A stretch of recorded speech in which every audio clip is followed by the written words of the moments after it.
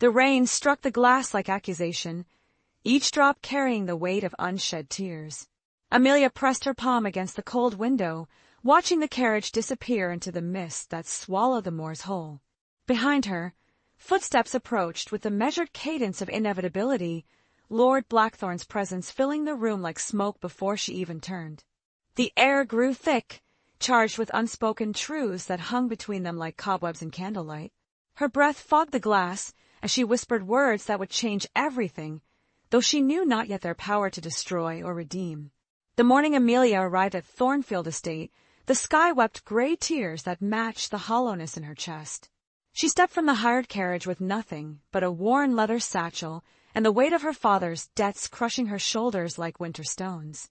The manor rose before her, a monument to shadows and forgotten dreams, its Gothic spires piercing the mist like accusations against heaven itself. Mrs. Caldwell, the housekeeper, met her at the servants' entrance with eyes that spoke of years spent swallowing secrets. Her voice carried the rough kindness of someone who had learned to find mercy in small gestures. "You'll be Lady Thornfield's companion," she said, leading Amelia through corridors that breathed with the whispers of generations. "She's been unwell since the master's brother passed. You're to keep her calm, keep her quiet, keep her from speaking of things that ought to remain buried." The words settled in Amelia's stomach like cold porridge. She had come here fleeing her own ghosts, the creditors who circled her father's grave like carrion birds, the whispered shame that followed her family name through London's drawing-rooms. Now it seemed she had simply traded one haunting for another. Lady Thornfield's chambers occupied the east wing, where afternoon light filtered through stained glass windows, painting everything in hues of amber and blood. The lady herself sat by the fire, her beauty preserved like a flower pressed between the pages of a forgotten book. When she turned to look at Amelia, her eyes held the peculiar brightness of someone who had stared too long into an abyss. "They say you've come to watch me," Lady Thornfield said, her voice carrying the musical quality of distant bells. "To ensure I don't speak of what I've seen in the gardens at midnight, or the voices that call from the old well." She smiled then, an expression that contained multitudes of sorrow. "But what they don't understand is that silence is its own kind of madness."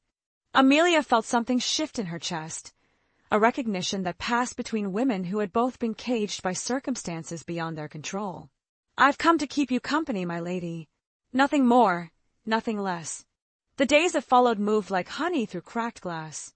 Amelia read to Lady Thornfield from volumes of poetry that spoke of love and loss, their words echoing in the vast chambers like prayers in an empty cathedral.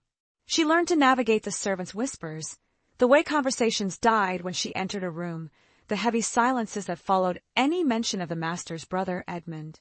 It was during her third week that she first encountered Lord Blackthorn himself. He appeared in the library like a figure materialized from shadow, his presence commanding the very air to stillness. Tall and lean, with a kind of austere beauty that suggested both angel and demon, he moved through the world as if it owed him deference. His dark hair caught the lamplight, and when his eyes met hers, Amelia felt the ground shift beneath her feet. "Miss Weatherby." His voice carried the weight of distant thunder. "I trust Lady Thornfield is proving manageable." The word manageable struck Amelia like a slap. She lifted her chin, meeting his gaze with a boldness that surprised them both. "Lady Thornfield is a woman of great sensitivity, my lord. She requires understanding, not management." Something flickered in his dark eyes. Surprise, perhaps, or approval. He moved closer, and she caught the scent of leather and winter air that seemed to cling to him like a second skin. "You speak with considerable conviction for someone in your position." "My position, sir, is to provide companionship to a lady who has suffered great loss. If that requires conviction, then I possess it in abundance." He studied her with the intensity of a scholar examining a rare manuscript, and Amelia felt exposed, as if he could read the desperate circumstances that had brought her here written across her face. Yet she held her ground, her spine straight as a blade. "You intrigue me, Miss Weatherby," he said finally. "Most young women in service learn quickly to make themselves invisible. You seem determined to do the opposite." Heat rose in her cheeks, but she kept her voice steady. "Perhaps that's because I refuse to disappear simply because it would be convenient for others." The corner of his mouth, lifted in what might have been amusement. "Indeed, we shall see how long such determination serves you in this house." He left her then, but his presence lingered like the memory of lightning after a storm. Amelia found herself touching the place where his gaze had rested, her heart beating an erratic rhythm that seemed to echo through the library's vast silence. That night, as rain lashed against her small window, she lay awake thinking of dark eyes and dangerous promises. She had come to Thornfield seeking shelter from one storm, only to find herself in the path of another entirely. The autumn deepened around Thornfield like a slowly tightening embrace, and with it came a change in the household's rhythm. Lady Thornfield grew more animated during their daily walks through the estate's extensive gardens, pointing out plants and pathways with the enthusiasm of someone sharing precious secrets. It was during one of these excursions that Amelia first glimpsed the ruins that stood like broken teeth against the horizon. "The old chapel," Lady Thornfield explained, her voice carrying a note of reverence. "Edmund used to go there to think, to write his poetry. He said it was the only place where he could hear God's voice, clearly." Her fingers tightened on Amelia's arm. "He was there the night he died, you know. They found him at the altar, peaceful as if he'd simply fallen asleep during prayer." A chill that had nothing to do with the October wind swept through Amelia. "I'm sorry for your loss, my lady. He must have been very dear to you." Lady Thornfield stopped walking, her gaze fixed on the distant ruins. "He was everything good in this world, Miss Weatherby. Everything his brother is not." She turned then, her eyes bright with unshed tears. "But you'll discover that yourself, I fear. Adrian has a way of drawing people into his orbit like a dark star that consumes light." The warning settled in Amelia's chest like a weight, yet she found herself thinking of Lord Blackthorne more frequently as the days passed. He appeared at unexpected moments, in the conservatory when she was gathering flowers for Lady Thornfield's chamber, in the music room when she thought herself alone with her melancholy. Each encounter was brief, charged with an electricity that left her breathless and confused. One evening, as October's chill gave way to November's bite, Amelia was returning from the village with medicines for Lady Thornfield when she found the road blocked by a fallen tree. The storm that had raged all day had left its mark on the countryside, turning familiar paths treacherous. As she stood contemplating how to navigate around the obstacle, the sound of hoofbeats approached through the mist. Lord Blackthorne emerged from the gloom astride a black stallion, his greatcoat billowing behind him like wings.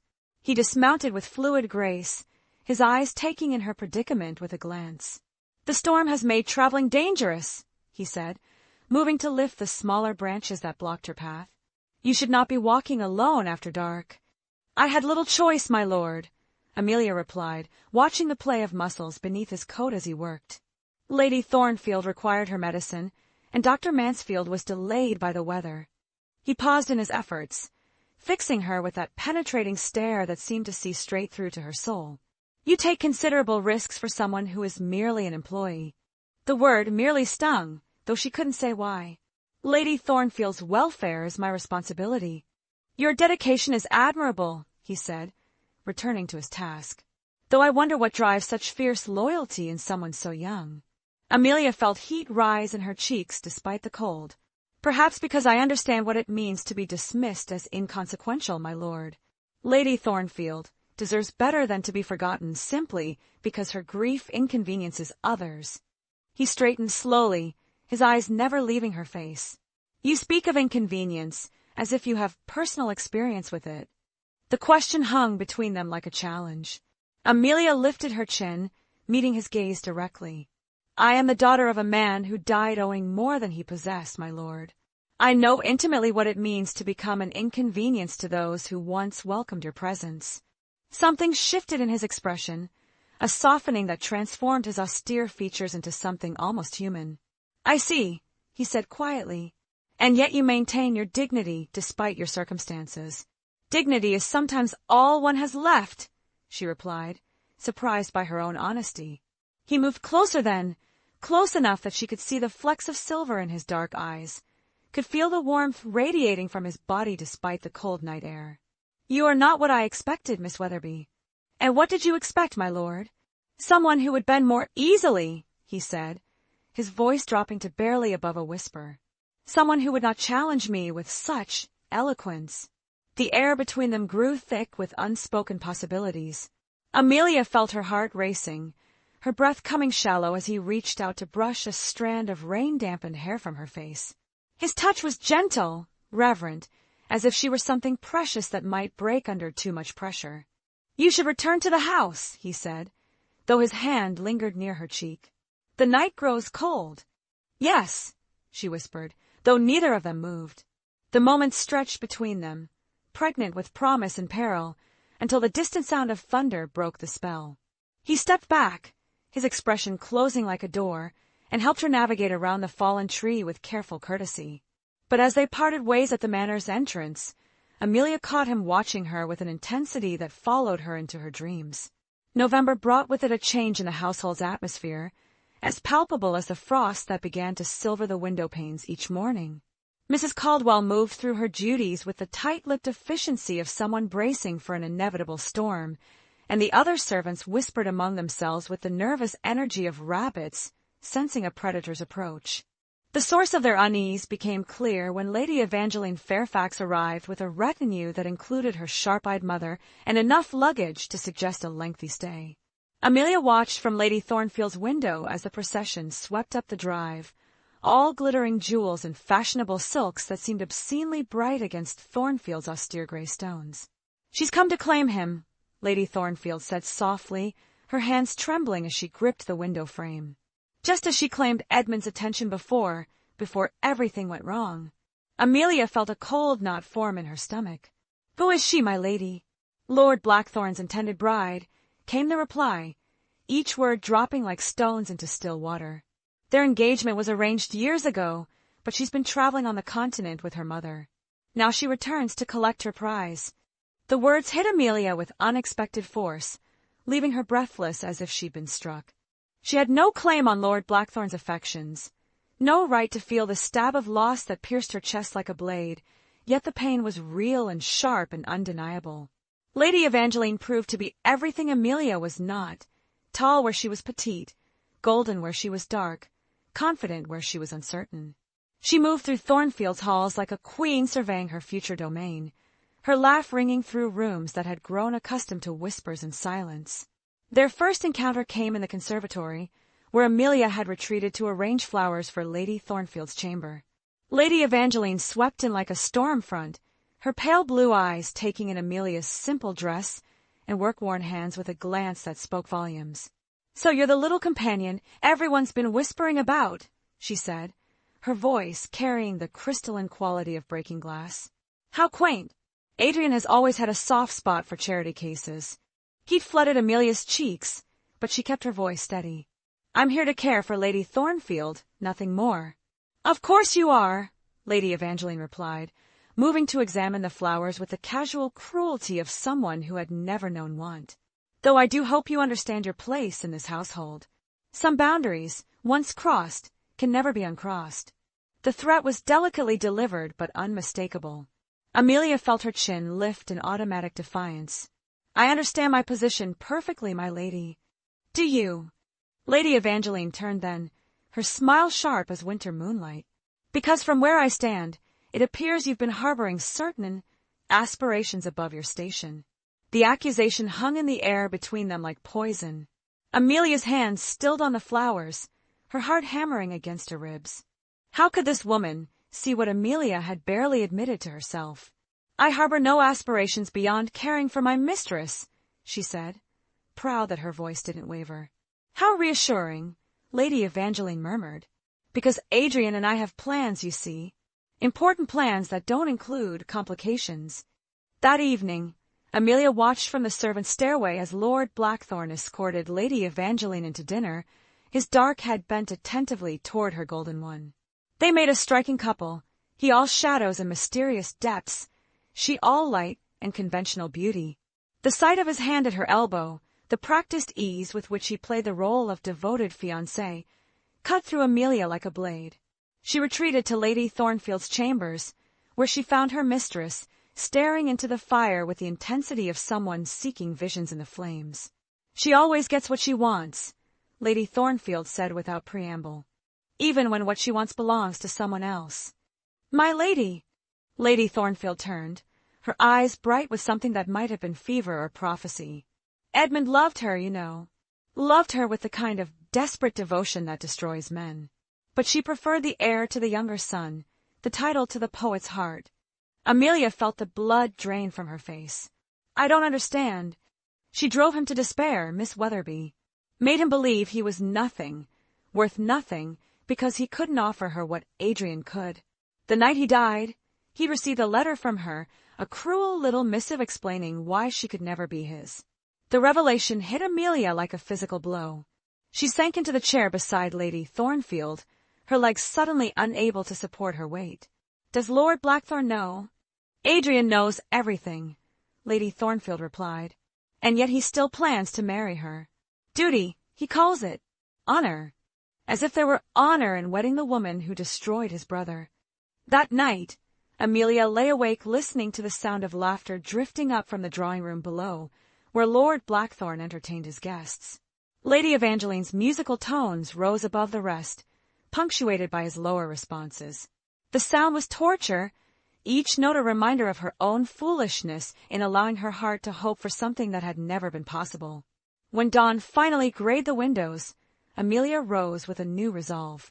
She would fulfill her duties to Lady Thornfield with quiet dignity, maintain her composure in the face of Lady Evangeline's subtle cruelties, and guard her heart against any further foolishness. Love, she had learned, was a luxury she could not afford.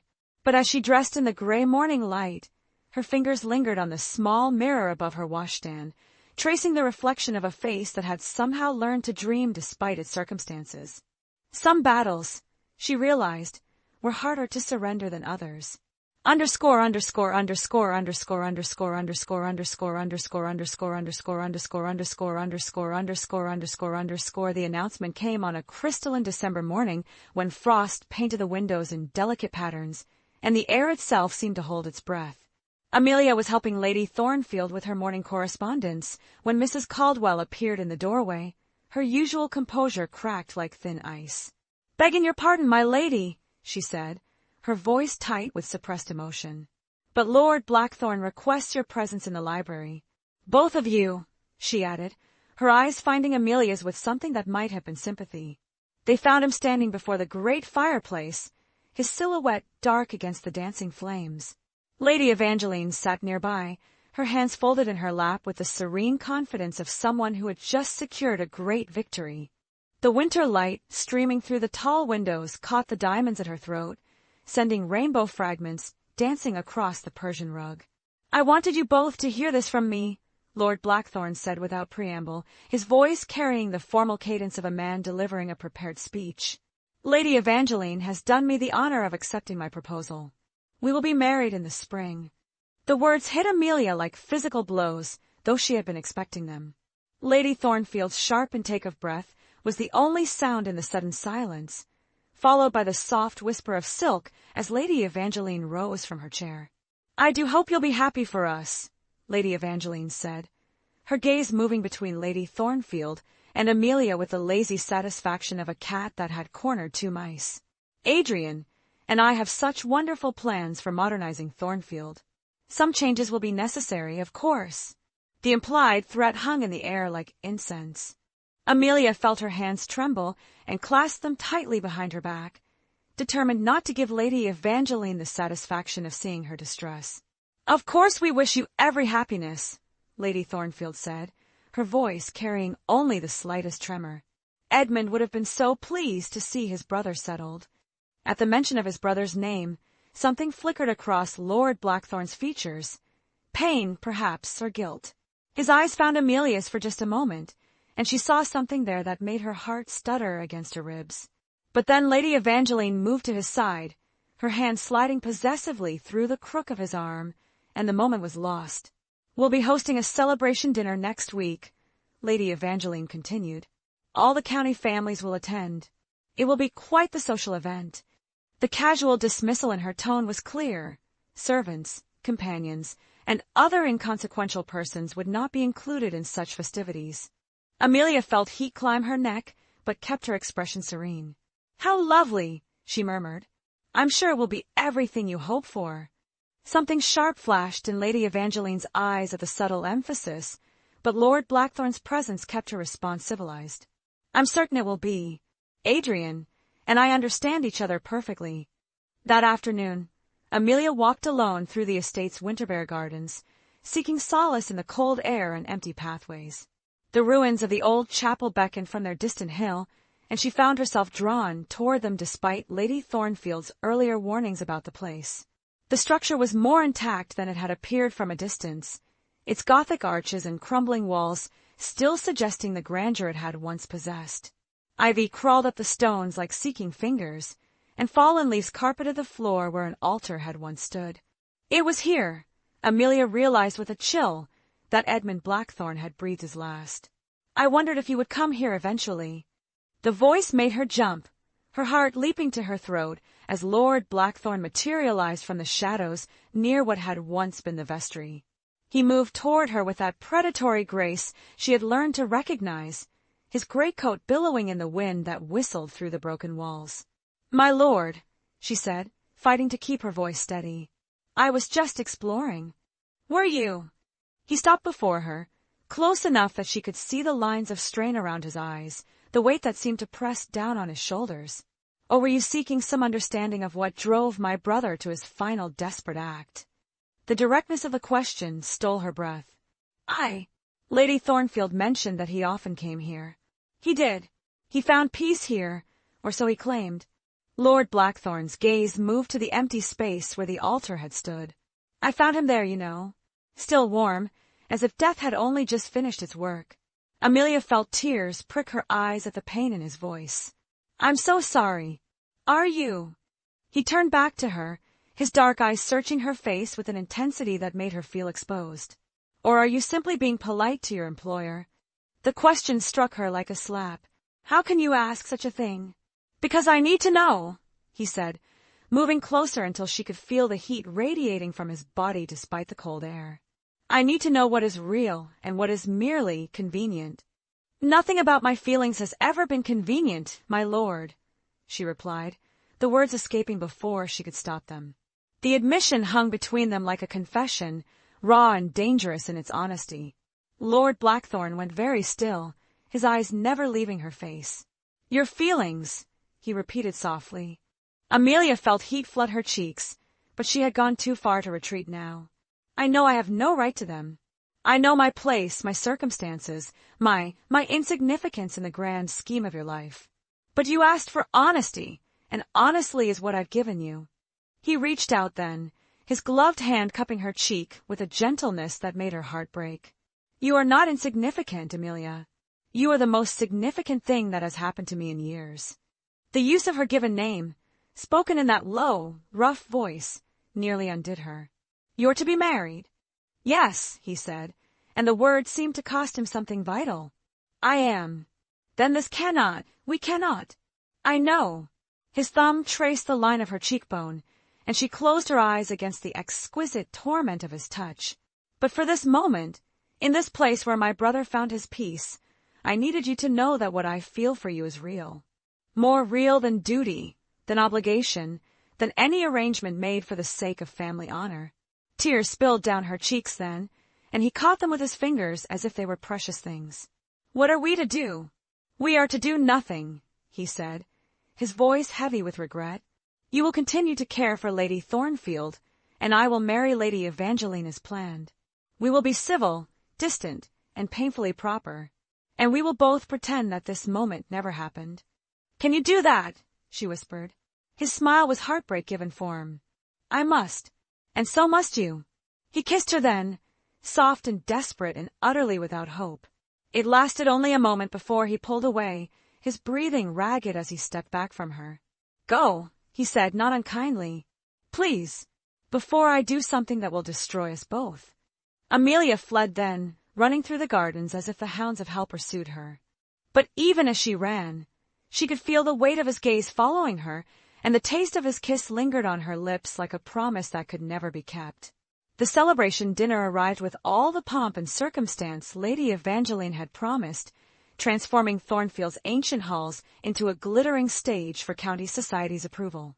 Amelia watched the preparations from the servants' stairway, feeling like a ghost observing the living world through glass. Crystal chandeliers had been brought from storage and polished until they blazed like captured starlight, while hothouse flowers bloomed in impossible abundance throughout the formal rooms. Lady Thornfield had taken to her bed with one of her headaches, claiming the excitement was too much for her delicate constitution. Amelia suspected the truth was simpler. Her mistress could not bear to watch the woman who had destroyed Edmund being celebrated as the future lady of the manor. "Such a shame Lady Thornfield cannot join us," Lady Evangeline had remarked earlier, her voice dripping with false sympathy. "Though perhaps it's for the best. These occasions can be overwhelming for those of fragile disposition." The barb had found its mark as intended. Amelia had bitten her tongue against the sharp response that rose to her lips, maintaining the invisible presence that was expected of someone in her position. But Lady Evangeline's pale eyes had lingered on her with the satisfied gleam of someone who enjoyed inflicting small cruelties. As evening fell and the guests began to arrive, Amelia retreated to the library, seeking solace among the leather-bound volumes that had become her refuge. She was curled in one of the window seats, trying to lose herself in a collection of romantic poetry, when the door opened with barely a whisper. Lord Blackthorne stood silhouetted against the corridor's lamplight, magnificent in his evening dress. The black of his tailcoat emphasized the breadth of his shoulders, while the stark white of his cravat made his dark features appear carved from shadow and moonlight. For a moment, he simply stood there, and she could hear the distant sound of laughter and music drifting from the drawing rooms below. "I thought I might find you here," he said, closing the door behind him with careful quietness. "I'm sorry, my lord," Amelia said, starting to rise from her perch. "I didn't mean to intrude. I'll go to my room." "Stay." The word was soft but commanding. "Please."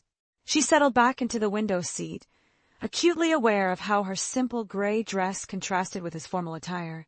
"Shouldn't you be with your guests?" "With your fiancé." Something painful flickered across his features. "In a moment." "I needed." He paused, running a hand through his dark hair in a gesture that spoke of barely controlled emotion. "I needed to see you." The confession hung between them like a bridge neither should cross. Amelia felt her heart begin to race, her fingers tightening on the book in her lap. "The guests are lovely," she said, desperate to fill the charged silence with something safe. "Lady Evangeline must be very pleased with how the evening is progressing." "Must she?" He moved closer, his eyes never leaving her face. "And what of you, Amelia? Are you pleased?" The use of her name, spoken in that low, intimate tone, sent warmth flooding through her veins. "My feelings are of no consequence, my lord. They are to me." He was close enough now that she could see the fine lines around his eyes, could catch the scent of sandalwood and something uniquely him that made her pulse quicken. "They have always been to me." "Lord Blackthorne." "Adrian," he corrected softly. "Say my name just once." The request was simple, innocent, yet it felt like standing at the edge of a precipice. "Adrian," she whispered, and watched something fierce and hungry kindle in his dark eyes. Again. "We cannot do this," she said, even as her treacherous heart rejoiced at the way his name felt on her tongue. "You know we cannot." "I know many things," he replied, reaching out to trace the line of her jaw with one finger. "I know that I am honor-bound to marry a woman I do not love. I know that duty demands I forget the one woman who has ever made me feel truly alive. I know that loving you is the most foolish thing I have ever done." The word love struck her like lightning, illuminating corners of her heart she had tried to keep shuttered. "Don't," she breathed. "Please don't say such things." "Why?" "Because they're true. Because admitting them makes this unbearable situation even more impossible." Tears spilled down her cheeks as she looked up at him, this man who had somehow claimed her soul without either of them intending it. "Because there's no future in it. Because you'll marry her, and I'll watch, and eventually you'll have children with her, and I'll grow old tending to Lady Thornfield while my heart breaks a little more each day." He cupped her face in his hands then, his thumbs wiping away her tears with infinite gentleness. "You think I don't know that? You think I haven't tortured myself with those exact thoughts every night since I realized what you meant to me? Then why tell me? Why make this harder than it already is?" "Because," he said, his voice rough with emotion, I am about to walk back into that room and announce my wedding date to 50 of the county's most influential families. Because in 3 months, I will stand in the village church and pledge my life to a woman whose touch leaves me cold. Because after tonight, I will do everything in my power to be the husband she deserves, even if it destroys me. And before I do all of that, I needed you to know that if I had a choice, if birth and duty and the weight of family honor meant nothing, I would choose you. Always you. The declaration broke something inside her, some careful dam she had built to contain her feelings. She threw her arms around his neck, burying her face against his shoulder as sobs shook her small frame.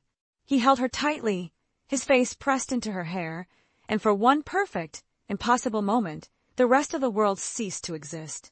I love you too, she whispered against his throat. God help me, I love you too. They clung to each other in the library's lamplight, two souls recognizing their perfect match at precisely the wrong moment in time. The distant sounds of celebration seemed to mock their tragedy, laughter and music marking the announcement of an engagement that would sever them forever. Finally, reluctantly, he pulled back, his hands framing her face as he memorized her features. I have to go. She nodded, not trusting her voice to remain steady. Promise me something, he said urgently. Promise me you'll find happiness, even if it's not with me. Promise me you won't waste your life mourning what could never be. How can you ask such a thing? Because I love you, he said simply. And love wants the beloved to flourish, even in its absence. He kissed her then, soft and desperate and achingly sweet. It tasted of goodbye, and forever, and all the words they would never be able to say. When they parted, her lips felt branded by his touch. Goodbye, my darling, he whispered, and then he was gone, leaving her alone with her breaking heart and the echo of footsteps retreating down the corridor. From far below came the sound of applause as Lord Blackthorn rejoined his guests, and Amelia knew that somewhere in those glittering rooms he was announcing his wedding date to Lady Evangeline's triumph and his own quiet despair. She curled back into the window seat, pressing her face against the cold glass as she watched carriages departing in the drive below, their lanterns bobbing like fireflies in the winter darkness. January brought with it a cold so fierce it seemed to freeze time itself, turning Thornfield into a crystal palace of ice and shadows. The wedding preparations began in earnest, transforming the manor into a hive of activity as seamstresses, florists, and caterers descended like a plague of efficiency.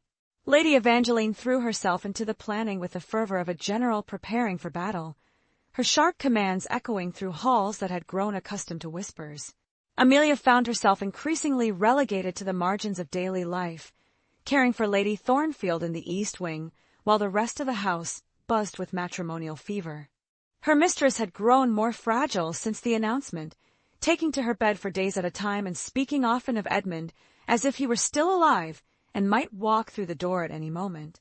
He visited me last night, Lady Thornfield confided one gray morning as Amelia helped her with her morning chocolate. He stood right there by the fireplace, just as he used to, and told me the most interesting things. Amelia's hands stilled on the delicate porcelain cup. What did he say, my lady? That truth has a way of surfacing, like bodies in a lake. Lady Thornfield's eyes held that bright, feverish quality that had become increasingly common. That secrets have weight, and eventually they sink the ships that carry them. The words sent a chill down Amelia's spine, though she couldn't say why. Perhaps it was just a dream, my lady. Oh no, my dear, Lady Thornfield said with absolute certainty. Edmund was never one for dreams. He always preferred harsh realities to beautiful lies. It was that same afternoon when the first crack appeared in Lady Evangeline's perfect facade. Amelia was returning from the village with Lady Thornfield's medicines when she heard raised voices from the morning room. The door stood slightly ajar, and through the gap she could see Lady Evangeline pacing before the fireplace like a caged tigress, her usually immaculate composure shattered. "How dare you question my past?" she was saying, her musical voice transformed into something sharp and ugly. "My previous attachments are none of your concern." Lord Blackthorn stood with his back to the window, his silhouette dark against the winter light. "When those attachments concern my dead brother, they become very much my concern." The words hit the air like a physical blow. Lady Evangeline went very still, her face draining of color until she resembled a marble statue more than a living woman. I don't know what you think you've discovered, she said carefully, but Edmund was nothing more than a friend. A dear friend who unfortunately allowed his feelings to become inappropriate. Inappropriate! Lord Blackthorn's voice carried a dangerous quiet that made Amelia's blood run cold. Is that what you call driving a man to despair with your calculated cruelties? Lady Evangeline's laugh was brittle as breaking glass. Edmund was weak, Adrian. Weak and romantic and utterly unsuited for the realities of our world. I did nothing more than make him understand the impossibility of his situation. You made him believe he was worthless. I made him understand the truth. The mask slipped entirely now, revealing something cold and reptilian beneath the beautiful exterior. Did you expect me to throw away everything, my position, my future, my family's expectations, for a second son with nothing but poetry and pretty words to offer? Amelia pressed herself against the wall beside the door, her heart hammering as she witnessed the destruction of everything she had believed about this woman. The casual cruelty in Lady Evangeline's voice, the complete absence of remorse for Edmund's suffering, painted a picture more horrifying than any Gothic novel. He loved you, Lord Blackthorn said, and there was grief in his voice now, raw and painful. He would have given you everything he had. Everything he had was nothing. Lady Evangeline spat. A crumbling title, a modest inheritance, the promise of a life spent scribbling verses while watching better men succeed. I chose you, Adrian, because you can give me what I deserve, power, position, a place in society that matters. The silence that followed was deafening. When Lord Blackthorn spoke again, his voice was so quiet Amelia had to strain to hear it. And what of love, Evangeline? What of affection, respect, the possibility of genuine happiness? Lady Evangeline's smile was sharp as a blade. Love is a luxury for those who can afford it. I prefer security. Then you have made a grave miscalculation, he said, turning to face her fully. Because I find I cannot marry a woman who destroyed my brother for the sake of ambition. The words fell into the room like stones into still water, sending ripples of shock through the silence. Lady Evangeline's face transformed, cycling through disbelief, rage, and finally a calculating coldness that was more frightening than her anger. You cannot break our engagement, she said, her voice deadly calm. The announcements have been made, the contract signed. Your family's honor depends upon this marriage. My family's honor will not be built upon Edmund's grave. Edmund chose his own fate, she replied with chilling indifference. If he was too weak to accept reality, that is hardly my fault. Something shifted in Lord Blackthorn's stance, a subtle adjustment that spoke of barely controlled violence. Get out! I beg your pardon. Get out of my house. Take your mother, your servants, your gowns and your schemes, and leave Thornfield. Today. Lady Evangeline's face contorted with fury. You think you can dismiss me like a common servant? My family will not stand for this insult. There will be consequences, Adrian. Social consequences that will follow you for the rest of your life. Let them come, he said with quiet finality.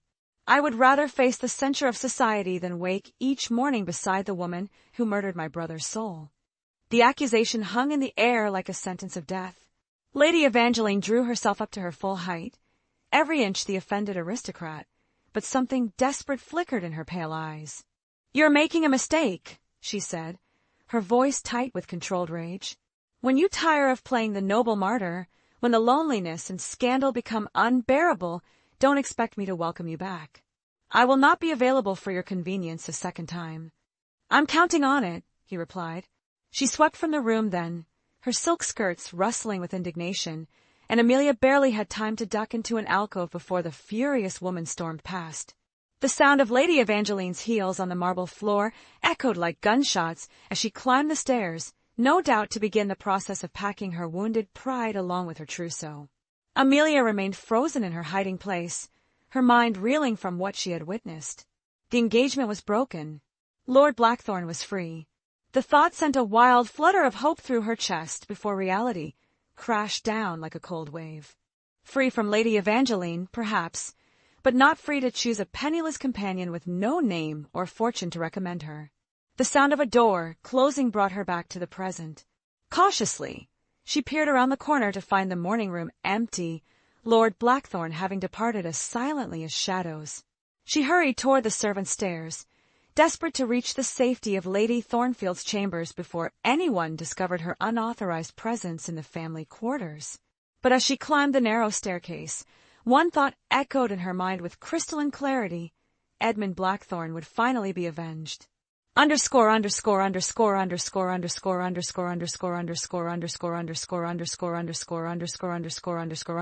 exodus began before dawn, a procession of carriages and wagons loaded with trunks, hat-boxes, and wounded dignity.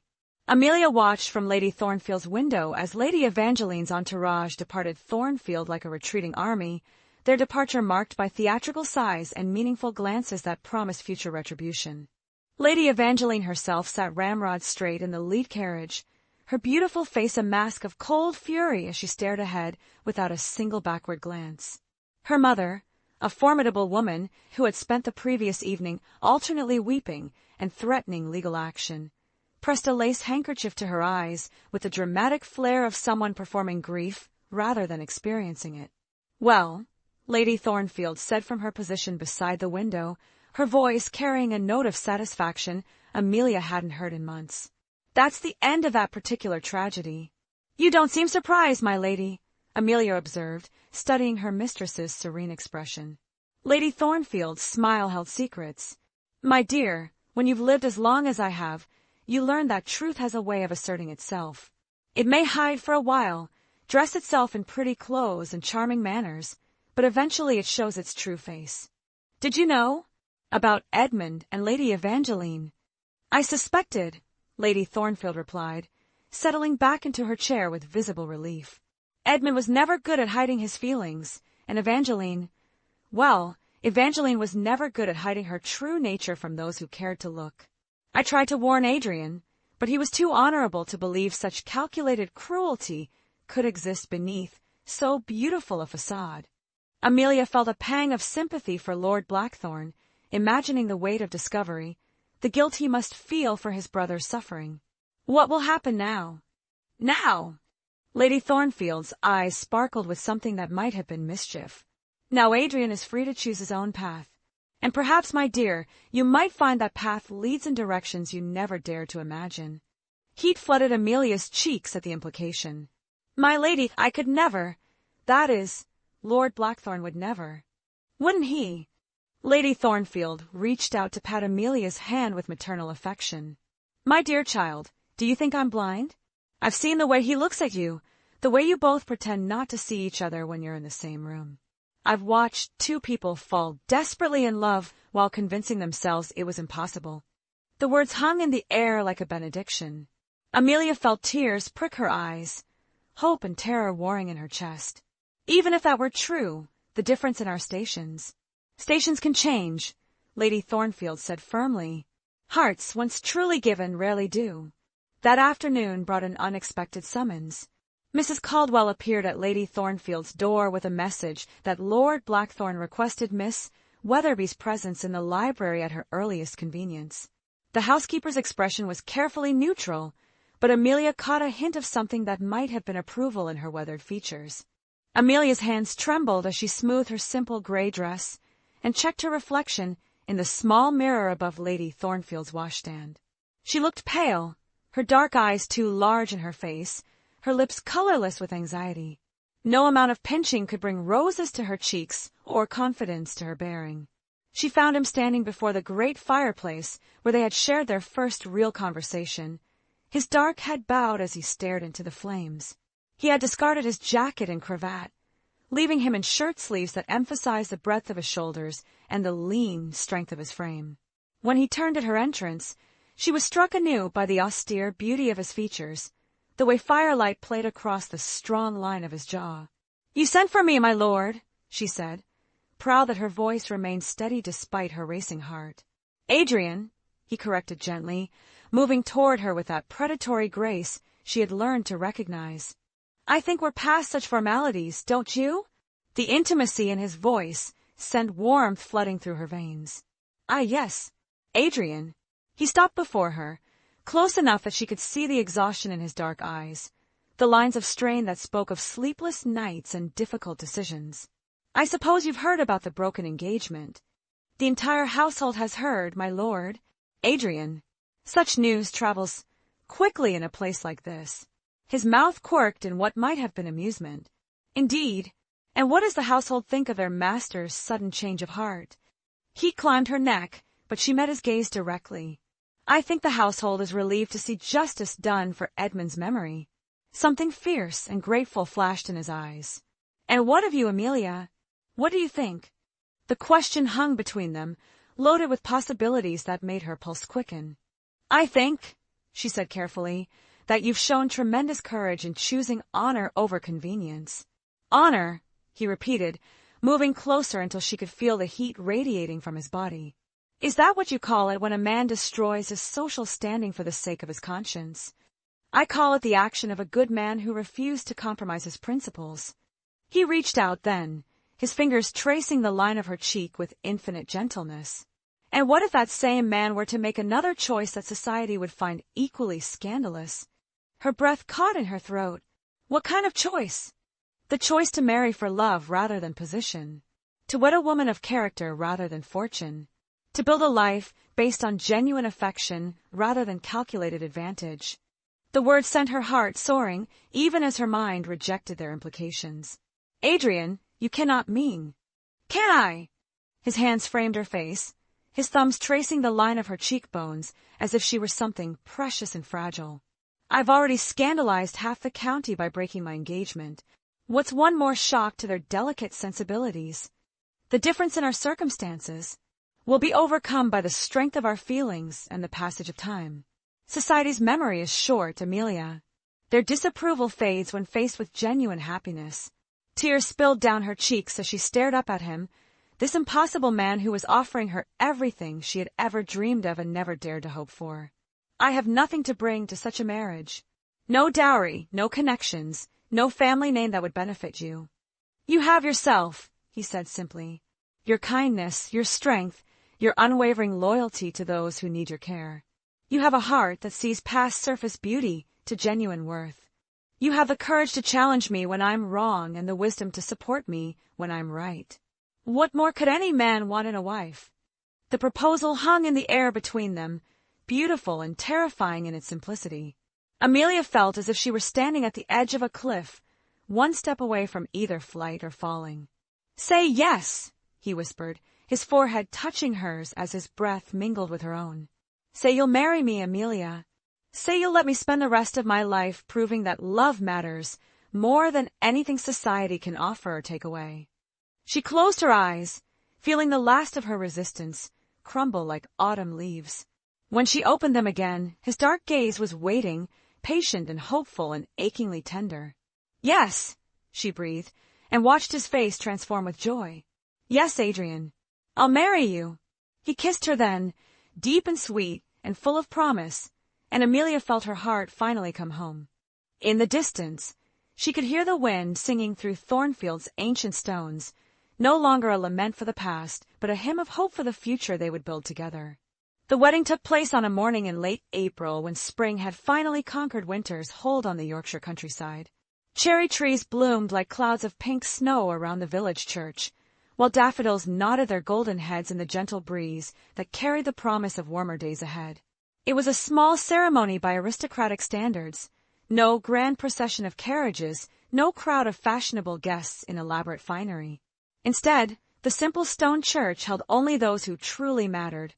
Lady Thornfield, radiant with happiness as she served as Amelia's only family, Mrs. Caldwell and the loyal household staff who had come to love their gentle mistress, Dr.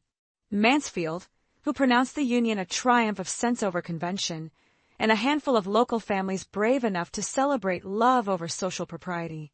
Amelia wore a gown of ivory silk that had belonged to Lord Blackthorn's mother, altered with loving care by the village seamstress to fit her slender frame. The dress was simple but elegant, its clean lines emphasizing her natural grace, while the antique lace at throat and wrist spoke of continuity and belonging. In her dark hair, twisted into an elegant chignon, she wore the small circlet of pearls that had been Adrian's wedding gift, modest by society's standards, but precious beyond measure for the love with which it was given. Lord Blackthorn stood waiting at the altar in a coat of midnight blue that emphasized his dark beauty, his usually austere features softened by an expression of such tender joy that it brought tears to many eyes. When Amelia appeared in the church doorway, her hand resting lightly on Lady Thornfield's arm, his breath caught audibly in the hushed sanctuary.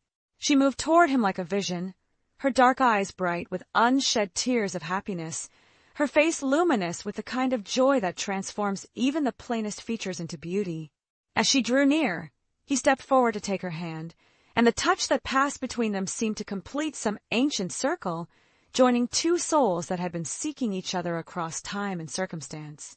The ceremony itself was brief but deeply moving, the familiar words of the marriage service taking on new meaning when spoken by two people who had fought so hard to reach this moment.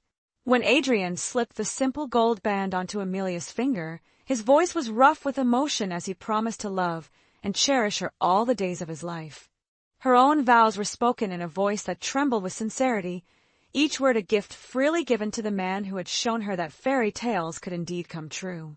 The kiss that sealed their union was gentle, reverent, a promise of all the kisses yet to come. As they turned to face their small congregation as husband and wife, the church bells began to ring, their joyous pealing echoing across the valley like a proclamation of hope triumphant over despair. The wedding breakfast was held at Thornfield, in the same dining room where Lady Evangeline had once held court. But now the ancient hall was filled with genuine warmth and laughter, the kind that comes from hearts unburdened by pretense or calculation. Amelia found herself seated in the place of honor at Adrian's right hand, no longer the hidden companion, but the acknowledged mistress of all she surveyed. As the afternoon wore on and their guests began to depart, Amelia and Adrian walked through the gardens where they had first truly seen each other. The ruins of the old chapel stood outlined against the sunset, no longer a monument to tragedy, but a reminder that even from the ashes of sorrow, new life could bloom. "Do you regret it?" Adrian asked as they paused beside the fountain where stone cherubs danced in eternal celebration.